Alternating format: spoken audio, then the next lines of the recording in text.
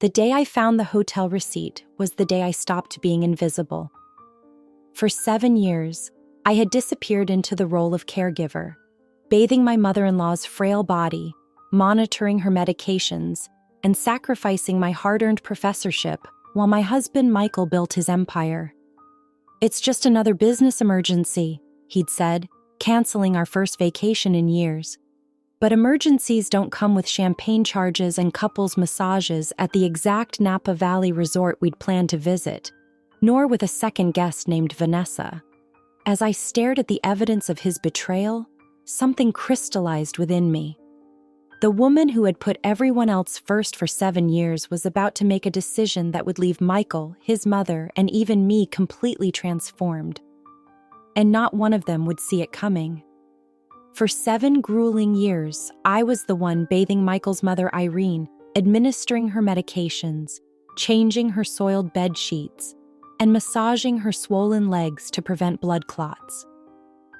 7 years of my life dedicated to a woman who barely acknowledged my existence.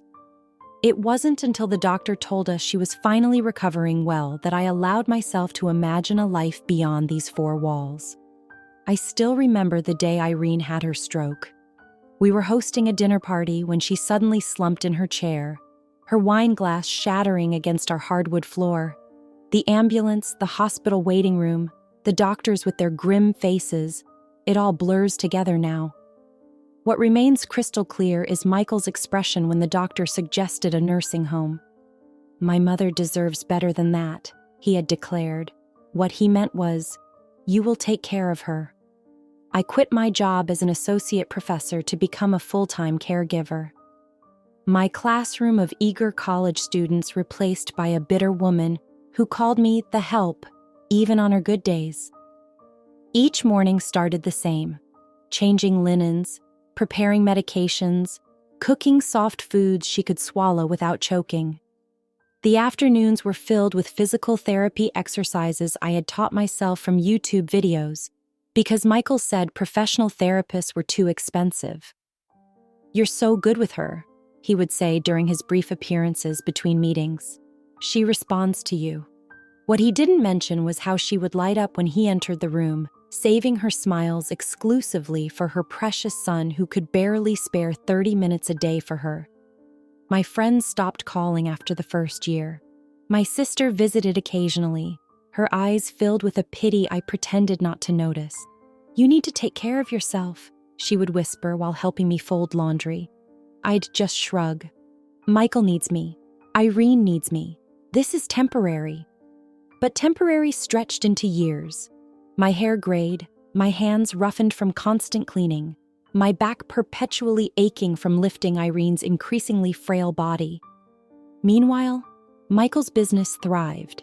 He was traveling more, networking, he called it, building connections while I built pressure sores on my knees from kneeling beside his mother's bed. When Irene's condition improved enough that she could be left alone for short periods, I dared to suggest a weekend away, just Michael and me. He kissed my forehead, promised soon, and booked himself another business trip instead. Little did I know that while I measured medications into plastic organizers, he was measuring his freedom in first-class upgrades and hotel suites, with someone who wasn't me. The day Irene's doctor declared her officially stable was supposed to be a celebration. "She'll need monitoring," he cautioned, "but she can live a relatively normal life now." 7 years of sacrifice had paid off. Irene's condition had significantly improved. After the appointment, Michael suggested we finally take that trip I'd been yearning for. "Anywhere you want," he promised, his hand warm on my shoulder. For 3 weeks, I planned our Napa Valley getaway with the excitement of a schoolgirl.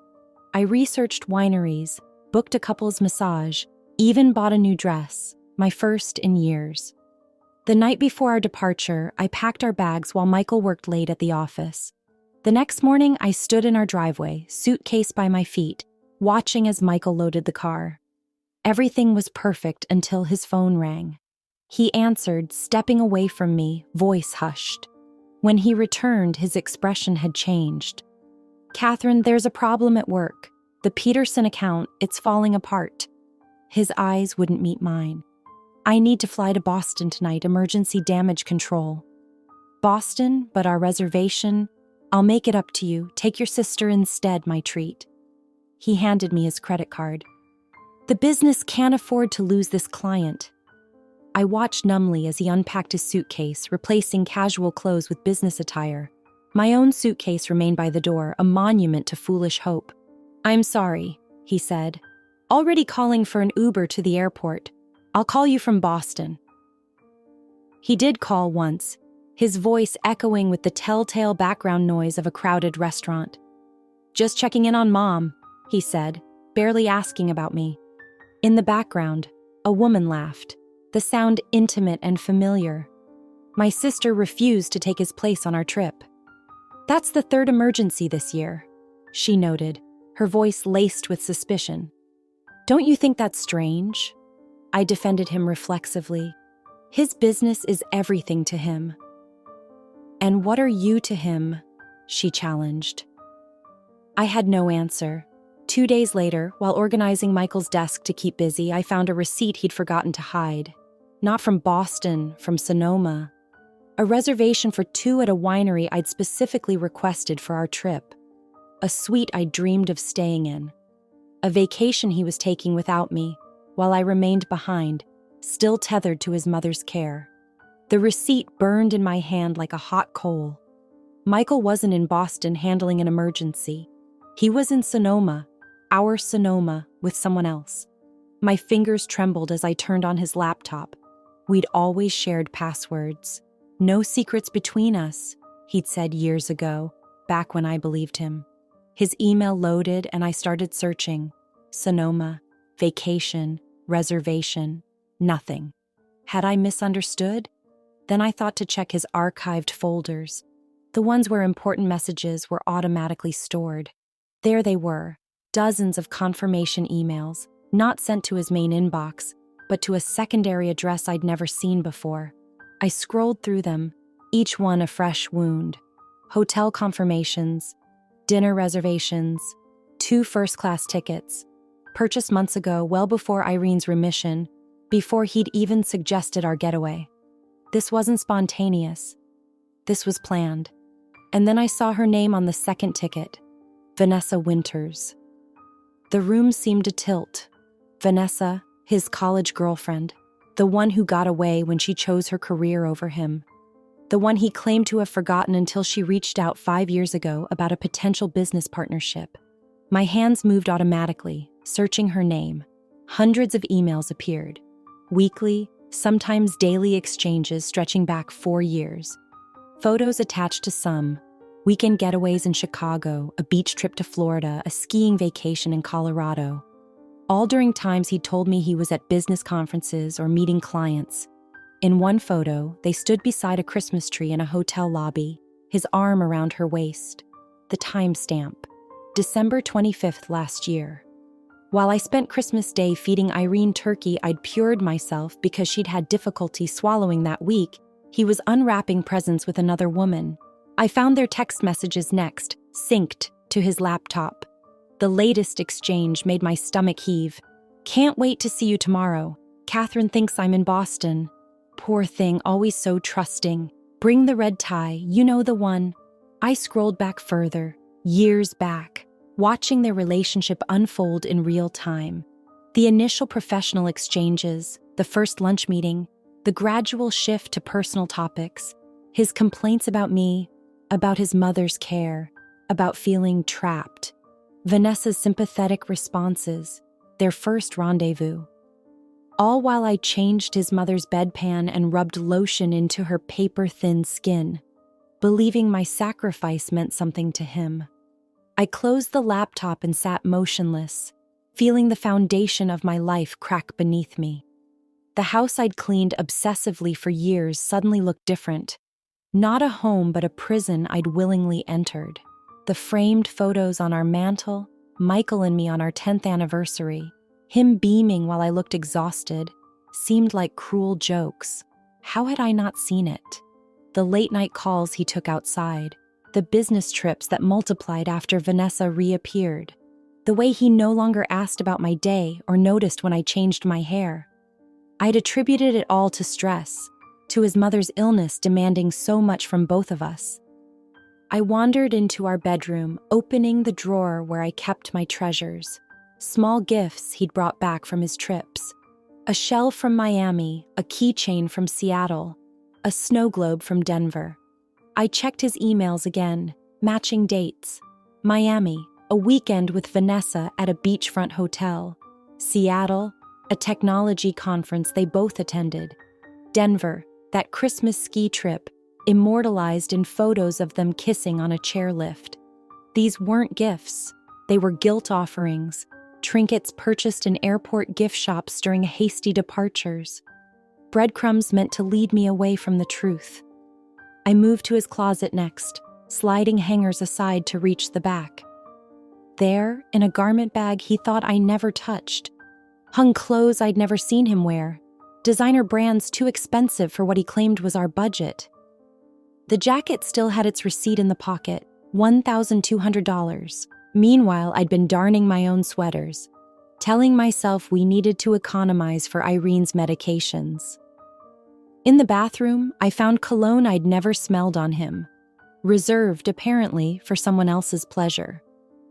In his nightstand, theater tickets for shows I'd begged to see, attended with another woman while I sat home watching reruns with Irene. Most devastating were the anniversary cards I found buried in his office, written in flowing feminine script. "Another year of us," one read. 4 years of cards while I marked our anniversaries with homemade dinners he often missed. The woman staring back at me from the mirror looked like a stranger. Pallid skin, premature wrinkles, eyes dulled by exhaustion. I was 45 but looked decades older. When had I stopped being Catherine and become merely Irene's caretaker?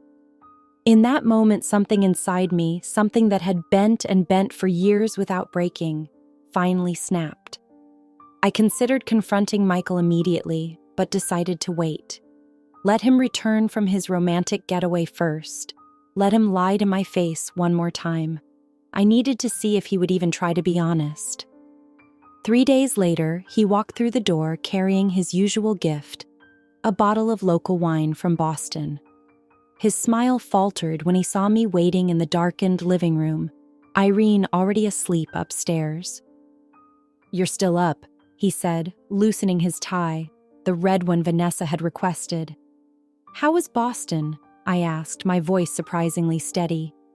"Exhausting. The client was impossible." He sank into the armchair across from me. "How's Mom?" "Better than your non-existent client, I imagine." I placed the Sonoma receipt on the coffee table between us. Interesting weather in Boston. Exactly the same as Sonoma, apparently. His face drained of color, but only briefly. Then came the performance I'd seen countless times when he spoke to difficult clients. The slight shift in posture, the disarming smile, the rehearsed sincerity. "Catherine, I can explain. Yes, I was in Sonoma, but it's not what you think. Vanessa is a key investor now. This was a business meeting that happened to be in wine country. In the honeymoon suite, with adjoining spa appointments?" I pushed the printed email confirmations toward him. "Don't insult what little is left of our relationship by lying." His demeanor changed instantly, defense becoming offense. "You went through my emails? My private correspondence? That's a violation of trust." "Trust?" The word tasted bitter. "You've been having an affair for 4 years while I bathed your mother and washed your clothes. Don't talk to me about trust." "It's not an affair," he insisted, voice dropping. "Vanessa and I have a connection, a history. She understands parts of me that you don't, but I never planned to leave you." "How generous," I whispered. "To keep me on as your mother's nurse while you build a life with someone else." "That's unfair. I've provided for you, for both of you. What more do you want?" I wanted a partner, Michael. Someone who wouldn't make me choose between my life and his mother's care. Someone who wouldn't punish that choice with betrayal. He rubbed his temples, suddenly looking tired. "Look, I'll end it with Vanessa. We can work this out." But his eyes told a different story. Not remorse for his actions, but annoyance at being caught. Not love for me, but calculation of his options. "Can we work it out?" I asked quietly. "Do you even want to?" His silence was my answer. Before I became Michael's wife, before I became Irene's caregiver, I was Catherine Lawson, youngest professor ever tenured in the education department at Westlake College. My research on early childhood literacy had been published in leading journals. Colleagues predicted I would become department chair before 40. I met Michael at a faculty fundraiser. He wasn't the most handsome man there, but his intelligence drew me in. The way he discussed literature and philosophy, the respect he showed when listening to my ideas. 2 months later, we were inseparable. When he proposed after a year, my department chair warned me to wait. "You're on track for a brilliant career," she cautioned. "Make sure this relationship supports that." I dismissed her concern as old-fashioned feminism. Michael loved my ambition, my mind. He wasn't like other men. We married in the college chapel. In my vows, I promised to build a life of mutual support and growth. In his, he promised always to be honest, to cherish my independence. 6 months later, his software company received significant funding, requiring a move to Lakeshore, 3 hours from my university. "It's temporary," he assured me. 2 years max, then we'll move back." I believed him, arranging a visiting professorship at a local community college. The position was beneath my qualifications, but I told myself relationships required compromise. Then Irene had her stroke. My temporary teaching position became impossible to maintain alongside her care. Michael promised to hire help once his company stabilized. The help never came, but his excuses did. The business needed every penny. This sacrifice was temporary. His mother deserved family care. My career withered. Former colleagues stopped including me in research. My doctoral diploma yellowed in its frame, hidden in the spare bedroom where no one would see it, a reminder of the promising academic I had once been. "Most women would have left," my sister often said. Why didn't I? The answer lay in my childhood, raised by a single mother who worked 3 jobs after my father abandoned us. "People who love you don't leave when things get hard," she'd taught me. I'd internalized that lesson too well, confusing endurance with love, sacrifice with worthiness. There was also fear. 7 years without professional work had left me with an empty CV and dwindling savings. Each year made the prospect of returning to academia more remote. I'd become dependent in ways I'd never imagined. So I stayed, believing my loyalty would eventually be recognized, rewarded. I never realized I was the only one playing by those rules. I spent 3 days in a fog after confronting Michael. We moved around each other like ghosts, speaking only when necessary, usually about Irene's care. He slept in the guest room without my having to ask. I noted with bitter amusement that he still left for work impeccably dressed, still returned with his practiced smile, the performance continuing even as the audience had seen behind the curtain. On the 4th morning, my phone chimed with a notification. An alumnus from my university had tagged me in a post celebrating the department's anniversary. There I was in the old faculty photo, standing proudly among colleagues, my future limitless. The caption read, "Wonder where Dr. Lawson ended up?" Her early literacy program was revolutionary. Wonder where she ended up. Right here, measuring medications and matching socks. The woman in that photo was unrecognizable to me now. I set my phone down and entered Irene's room for her morning routine. She was awake, watching me with those piercing eyes. "You look terrible," she observed as I helped her sit up. "Thank you, Irene," I replied mechanically, reaching for her medication. "He's leaving you, isn't he?" Her bluntness caught me off guard. "Michael, he's found someone else." I froze, pill organizer in hand. "You knew?" "I'm sick, not stupid." She accepted her pills, swallowing them with practiced efficiency. It's the Winters girl, isn't it? He always carried a torch for her, too ambitious for her own good. A laugh escaped me, high and slightly hysterical. Too ambitious? That's rich coming from you. Meaning? You raised him to believe the world revolves around him, that women exist to serve his needs. Well, congratulations. You created a son who juggles women like appointments in his calendar. I expected anger, but Irene merely shrugged. At least the Winters girl didn't give up her career. She understood how to keep her own life while loving him. You surrendered everything. That was your choice. Something snapped inside me.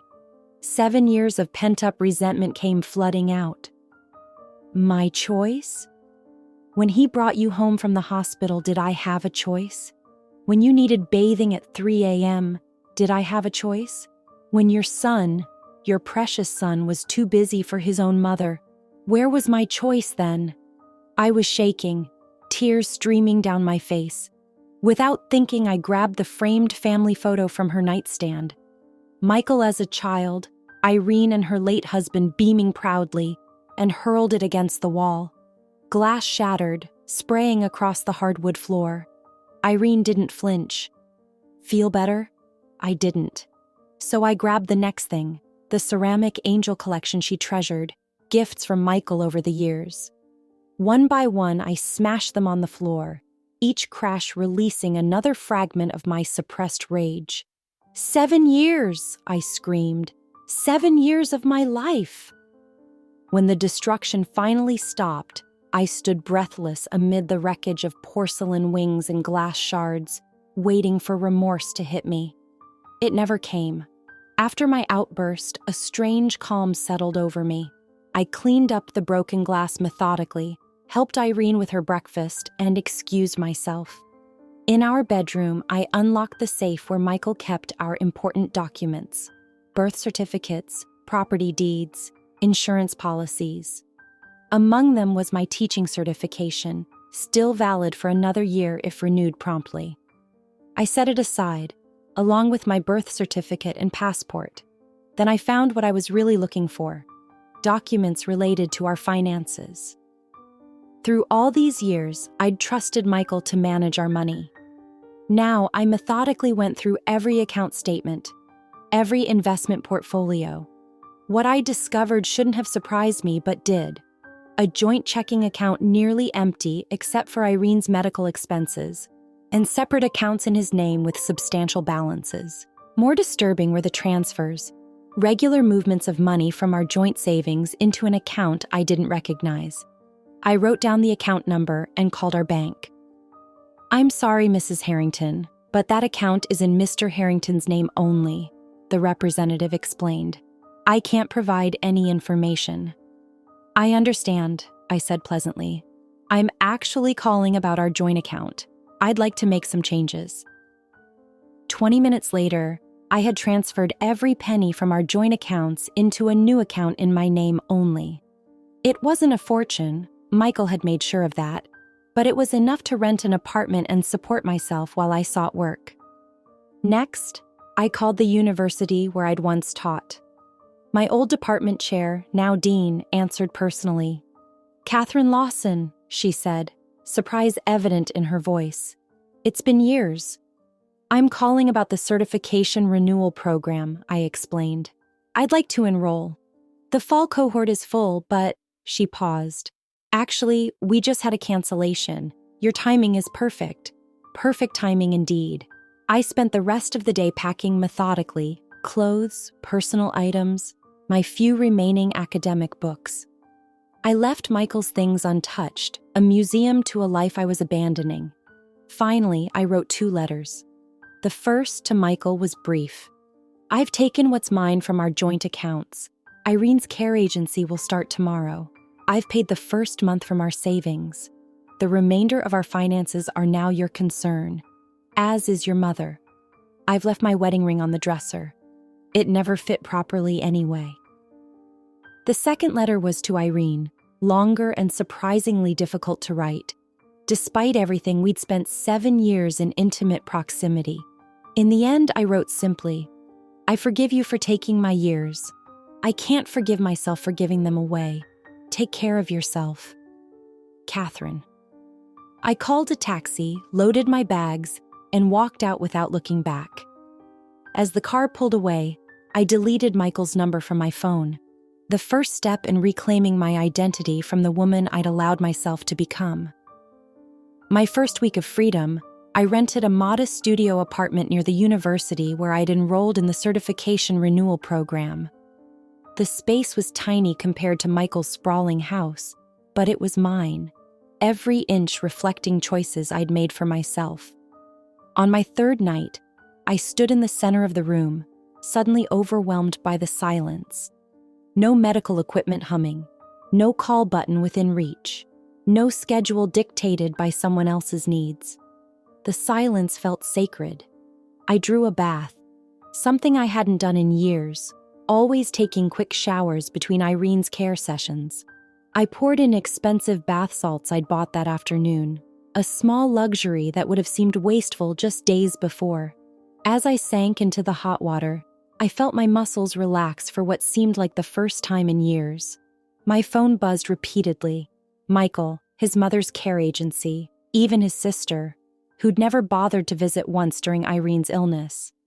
I turned the phone off and submerged it in a bowl of rice, telling myself it was an accident, a small act of rebellion.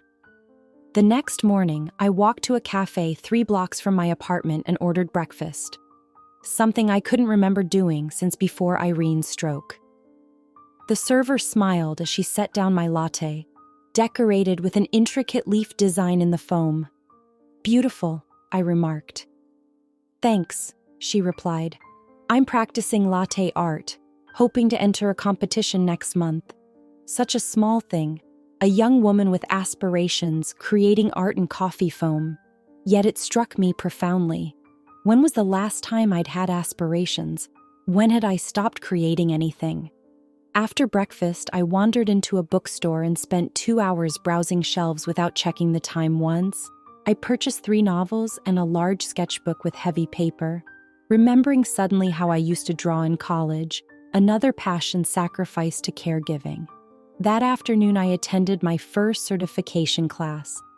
The other teachers were mostly younger, but a few were career changers like me, returning to education after detours. I found myself speaking up during discussions, surprised by how quickly my academic vocabulary returned, how easily I slipped back into intellectual discourse. After class, one of the other returning teachers, a woman named Diane who'd left teaching to raise her children, invited me for coffee. "First week back is always the hardest," she said knowingly. "What brought you back to teaching?" For a moment, I considered giving a sanitized version of my story. Instead, I told her the truth, all of it. The words poured out like water through a broken dam. When I finished, she reached across the table and squeezed my hand. "You didn't waste those years," she said firmly. "You learned exactly what you won't tolerate anymore. That's valuable." Walking home that evening, I realized I'd laughed more in one conversation with Diane than I had in years with Michael.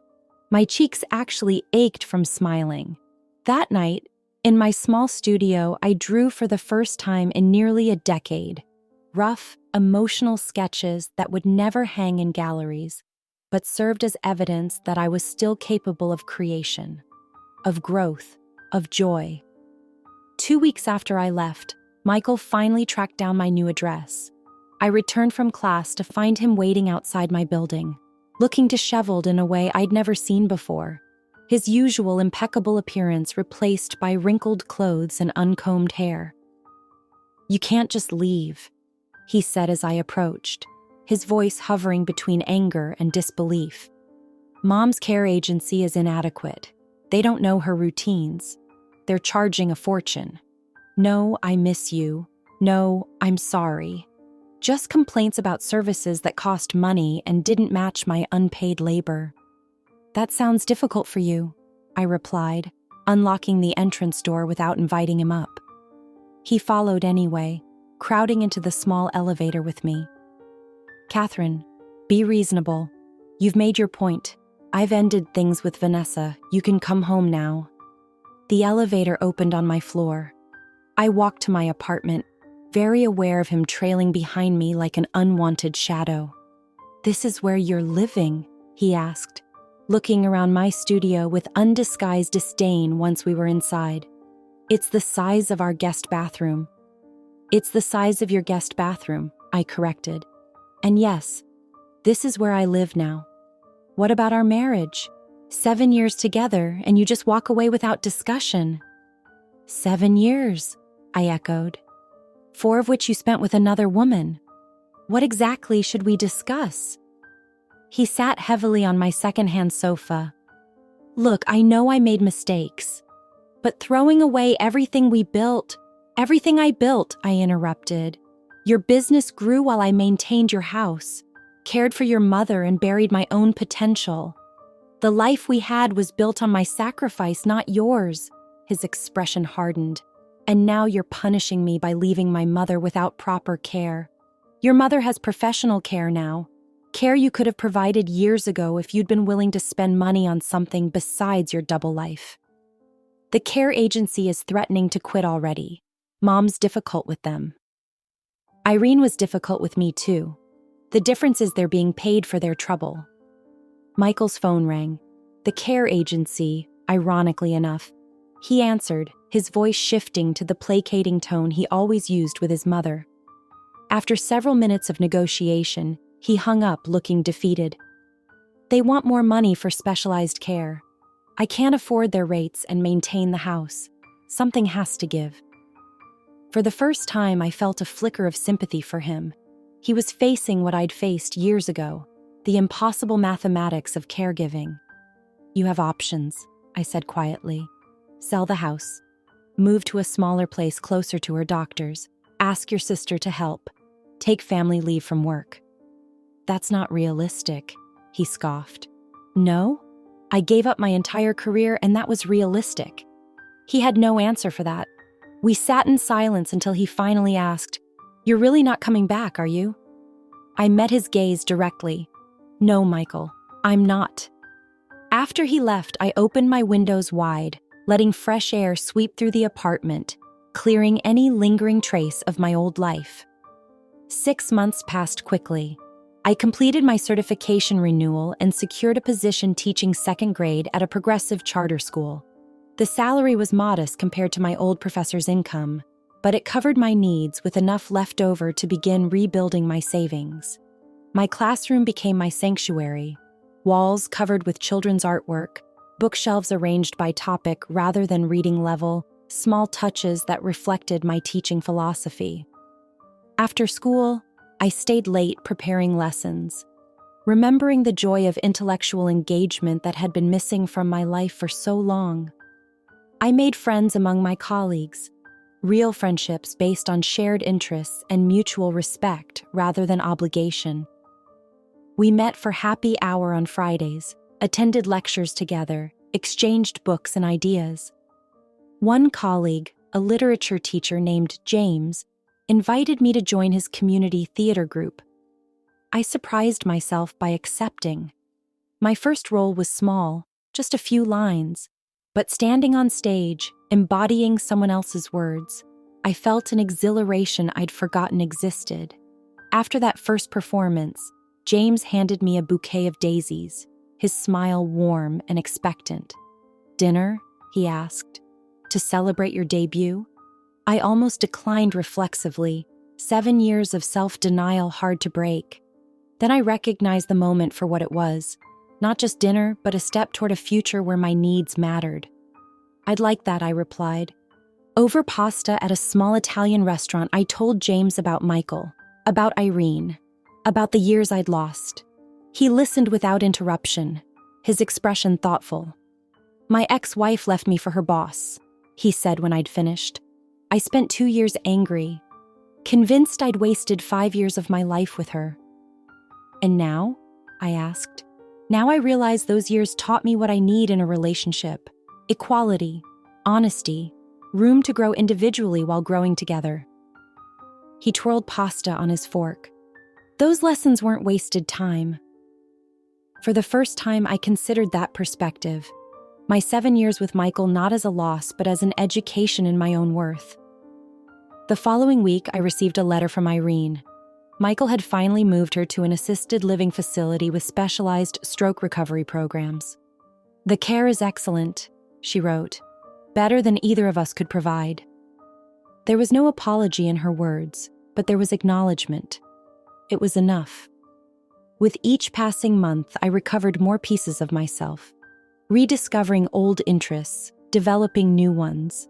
I joined a morning swimming group, took weekend art classes, started writing articles on early childhood literacy for educational journals. My CV gradually filled with new accomplishments. Most surprising was my physical transformation. Without the constant stress of caregiving, my body began to heal. The persistent headaches vanished. My complexion brightened.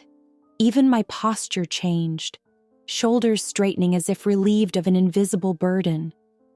When I caught my reflection now, I recognized the woman staring back at me, older than the ambitious professor I'd once been, but wiser too, her eyes clear with hard-won self-knowledge.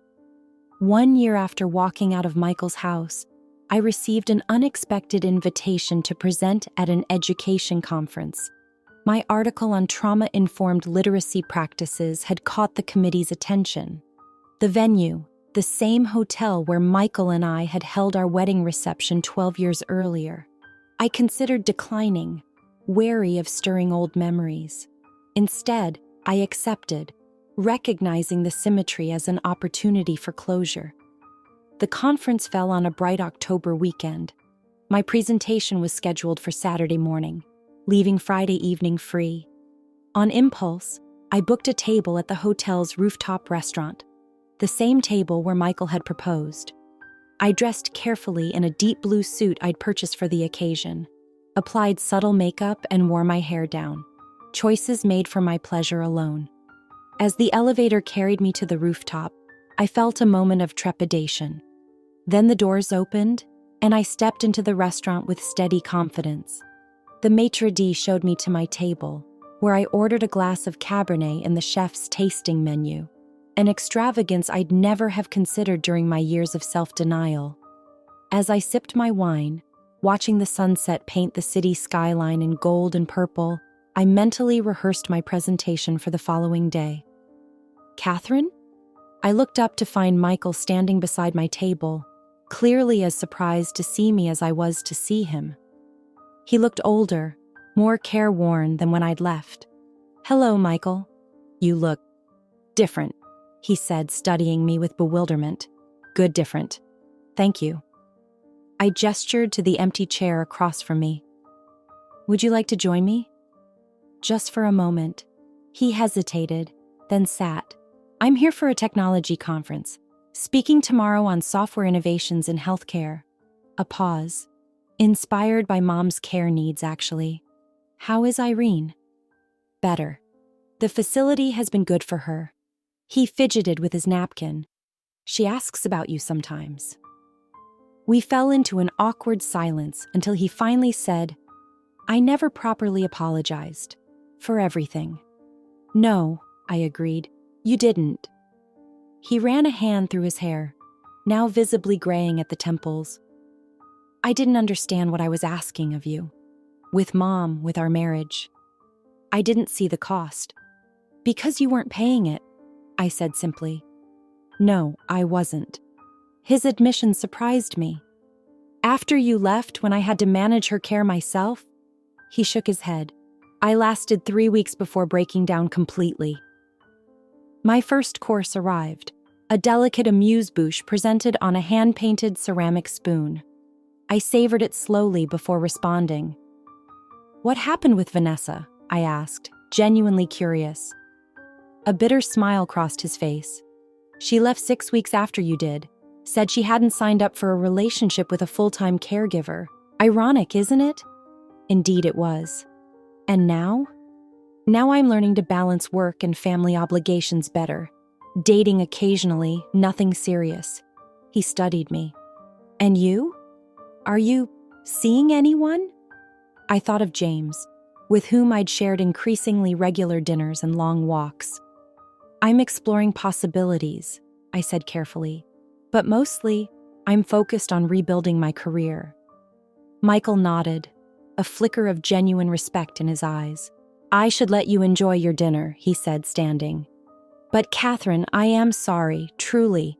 For what it's worth, you deserved better." As he turned to leave, I called after him. "Michael?" He looked back, expectant. "Thank you for the apology," I said. "I hope Irene continues to improve." He nodded once, then disappeared into the crowded restaurant. I turned back to my meal, savoring each expertly prepared course. Tomorrow, educators from across the country would hear my ideas, engage with my research. My words would matter again. As I settled into my hotel room that night, I received a text from James wishing me luck with my presentation. "You're going to be brilliant," he wrote. "Call me after and tell me everything." I smiled, setting my phone aside and opening my laptop to review my slides one last time. On my desktop was a folder labeled New Beginnings, filled with lesson plans, research notes, theater programs, and photos from the small trips I'd taken on my own. Evidence of a life reclaimed. Michael's appearance at dinner had stirred old memories, but not old pain. The woman who had sacrificed everything for his mother's care, who had dissolved her identity into her caretaking role, was gone. In her place stood someone stronger, a woman who understood that loving others shouldn't require disappearing yourself. The next morning, as I stood at the podium preparing to speak, I spotted Michael slipping into the back row of my session, a gesture of respect I hadn't expected. I acknowledged him with a small nod, then turned my attention to the audience of educators who had come to hear what I had to say. "Today I want to talk about resilience," I began, my voice clear and confident. "Not just in our students, but in ourselves as teachers. About recognizing when sacrifice becomes self-erasure and how to find your way back." As I spoke, sharing both research and personal insights, I felt myself standing firmly in my own truth, neither defined by the years I'd lost nor limited by them. My story hadn't ended when Michael betrayed me or when I walked away. That had just been the beginning of a new chapter. The life ahead of me wouldn't be perfect. There would be challenges, setbacks, difficult choices, but they would be my choices, made with full awareness of my worth. And that, I realized as applause filled the room at the conclusion of my talk, was the most shocking thing of all. Not what I had done after discovering Michael's betrayal, but what I was continuing to do every day since. I was choosing myself again and again, and I would never stop.